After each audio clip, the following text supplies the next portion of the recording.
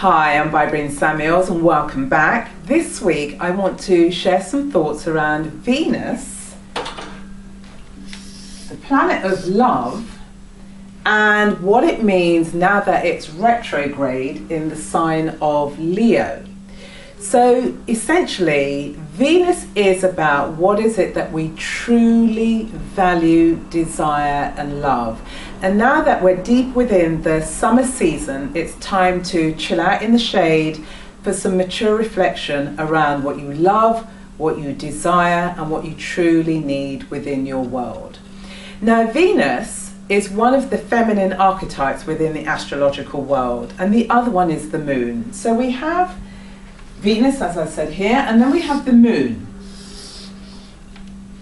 And although they have feminine qualities, they're both very different. So for example, the moon is concerned and connected with emotional truth and depth and connection and belonging.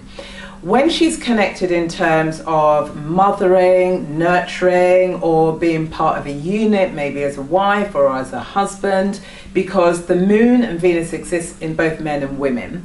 Also, there's a deep connection in terms of family or tribe or country or nationality.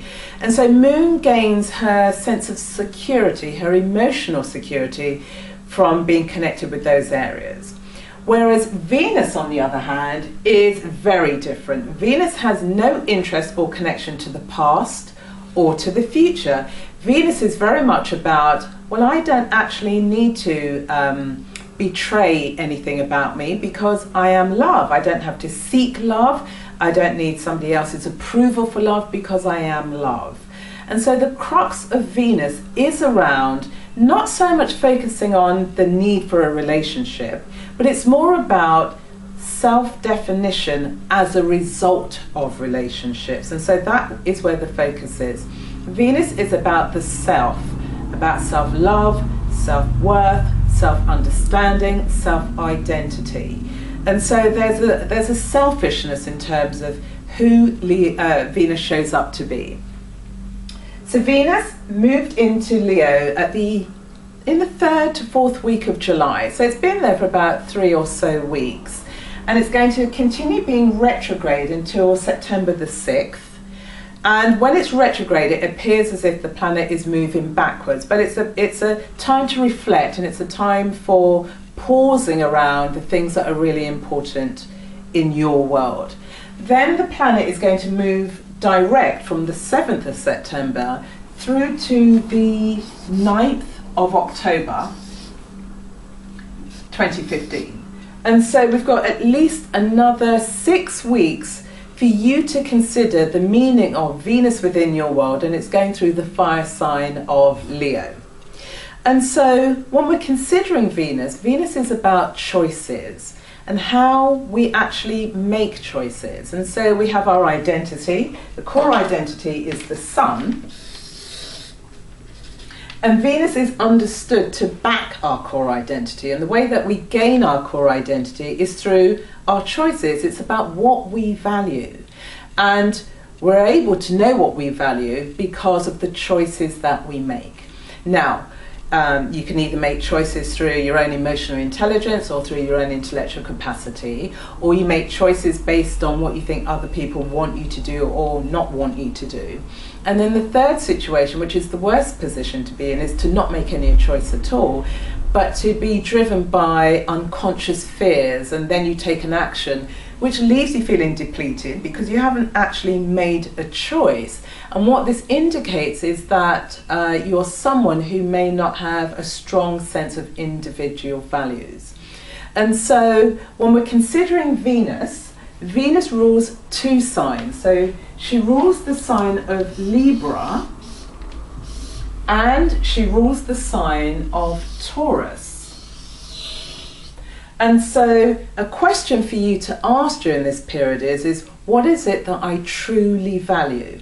And in order for us to understand that, we've got these conundrums that life places in front of us. There's dilemmas, there's situations, there's conundrums.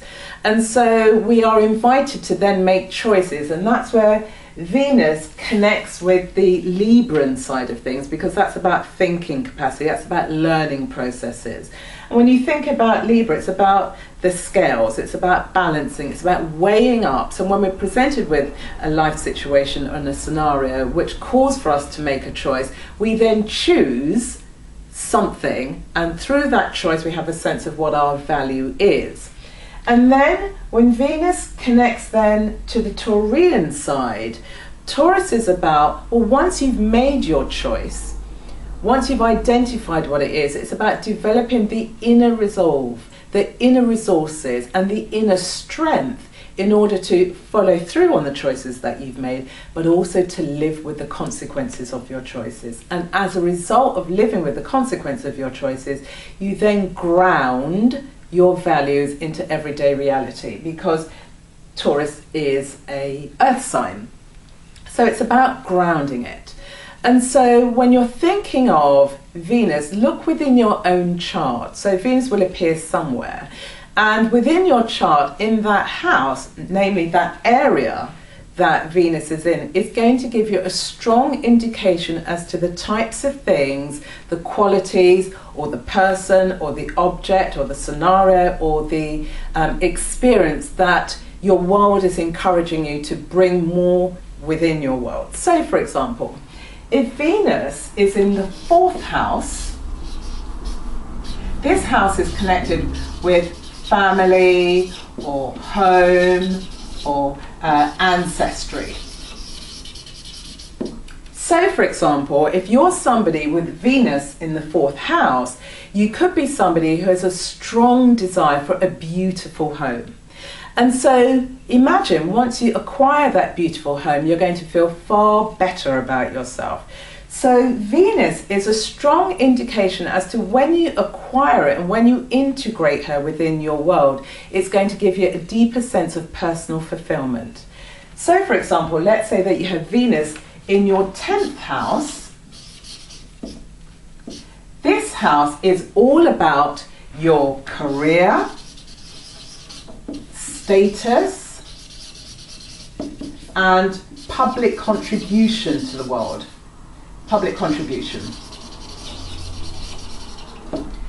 Essentially, the 10th house is about how you see yourself in the world, but how the world sees you and relates to you. So if you're somebody who has a strong desire, a strong need, and you deeply value having a great career, whatever that means to you, once you've achieved it, it gives you a greater sense of self-esteem, self-confidence, and self-respect. And as a result of having these things in your world, you're then able to relate far more harmoniously within your relationships, within your home life, as well as within your public life. So that gives you a sense of the terrain of Venus. And just before I close, I want to come back to that polarity between Venus and the moon, because, as I said, it exists within men and women, and it's a tension point. And so a key question that, for example, us as women have to ask, or it confronts us through our lives, is how do we manage, how do we balance, or how do we navigate the maternal needs with our erotic needs? Because, for example, the moon will gracefully recede within the background at some stage in our lives. However, Venus doesn't surrender to anything. So it's a tension point. We've got this maternal desire as well as our erotic desires, and that's something that we have to navigate throughout our lives. For men, it's about the question that you may need to ask yourselves is around how do you manage the need to be mothered together with the great desire to have a soul companion. And so the tension for men is around being seen as a family man, the provider, together with being the lover. And so there are two questions I'm going to leave you with to ponder as you chill out in the shade with some mature reflections, and also look at where is Venus within your own chart. That will give you a sense of the energies as well as the qualities you want to bring into your world. Also look at the houses where you have Taurus and you have Libra, because that will give you another indication as to what you may invite into your world. And then lastly, Venus is in a fire sign. So it's in Leo. Now Leo is a fixed sign, and so Leo has this reputation of being egotistical, but it's not so much that Leo is egotistical. The crux of Leo is about the authentic desire for self-expression. It's a drive, it's a need, it's a must. It's about, Leo is about showing his or her uniqueness in the world. So imagine you have this energy of Venus which is inviting you, particularly now that it's retrograde, to really identify what is it that you truly value.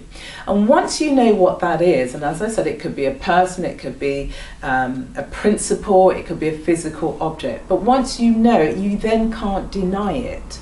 And so the fact it's in a fire sign, and it's in an expressive fire sign, that's calling you to be even more authentic. You have to find a way to manifest it within your world. Leo is also connected with the mythical realms, and so Leo can appear to be very flamboyant, so your choices or your desires might come across as being quirky or flamboyant, but think of them more about, it's about your own unique expression about what it is that you desire. And given that Leo is connected to the mythic element of life, because we live in reality, it's about bringing that mythic quality into everyday living. So I hope that gives you a sense of some meaning around Venus and what she means when she's retrograde, the fact that she's in a fire sign. She will be there until October the 9th.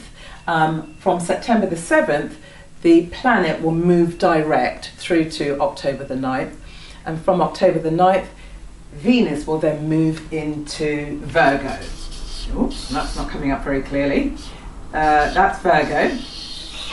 And I will discuss the meaning of that another time. So chill out in the shade, and I'll speak to you again soon.